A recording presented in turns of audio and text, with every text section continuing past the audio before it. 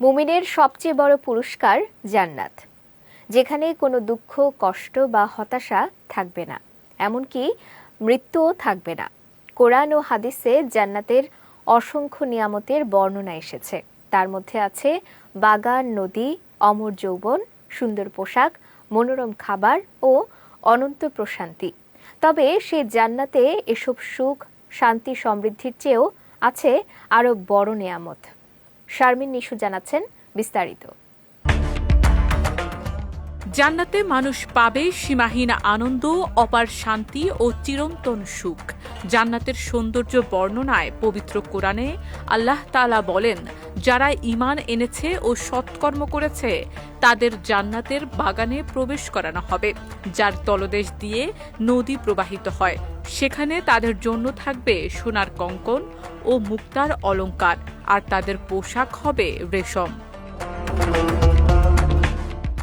আরেক জায়গায় আল্লাহ তাআলা বলেন, তাদের জন্য থাকবে যা তাদের প্রাণ চায় এবং যা তারা চায় তাই সেখানে থাকবে। তার মানে জান্নাতে মানুষ তার সমস্ত প্রিয় জিনিস চাওয়া মাত্রই পেয়ে যাবে। তবুও এই সকল নিয়ামত তুচ্ছ মনে হবে, কেননা জান্নাতে এসবের চেয়েও মহান, শ্রেষ্ঠ ও অনন্য এক নিয়ামত রেখেছেন মহান আল্লাহ তাআলা, আর তা হল আল্লাহর দর্শন।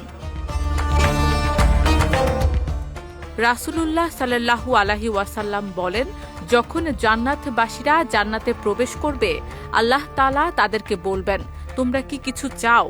তারা বলবে, হে আমাদের প্রতিপালক, আপনি তো আমাদের মুখ উজ্জ্বল করেছেন, আমাদের জান্নাতে প্রবেশ করিয়েছেন, জাহান্নাম থেকে রক্ষা করেছেন, এছাড়া আর কি চাইব? তখন আল্লাহ তাআলা পর্দা উঠিয়ে দেবেন, আর জান্নাতবাসীরা তাদের প্রভুকে দর্শন করবে। আল্লাহর দর্শনের চেয়ে অধিক প্রিয় কোনো নিয়ামত তাদের কাছে থাকবে না। এক আয়াতে আল্লাহ তাআলা বলেন, সেই দিন অনেক মুখমণ্ডল উজ্জ্বল থাকবে, তারা তাদের প্রতিপালকের দিকে তাকিয়ে থাকবে। এ থেকে স্পষ্ট হয়, জান্নাতের সবচেয়ে বড় নিয়ামত হচ্ছে আল্লাহর দর্শন, আর এই দর্শন সব নিয়ামতের চূড়ান্ত রূপ। ইমাম ইবনুল কাইয়িম রহমতুল্লাহি আলাইহি বলেন, জান্নাতের সকল সুখ ও নিয়ামত মিলেও আল্লাহর দর্শনের এক মুহূর্তের আনন্দের সমান নয়।